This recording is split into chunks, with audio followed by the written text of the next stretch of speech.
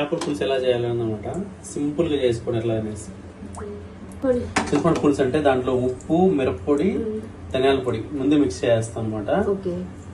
పసుపు పొడి వేసుకునేస్తాము.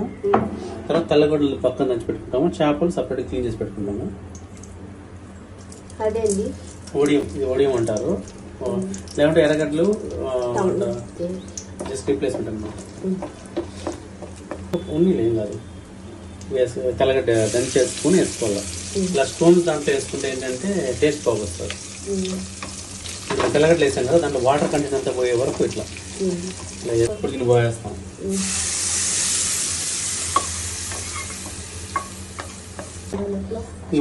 జస్ట్ ఉడికేంత వరకు అంతే.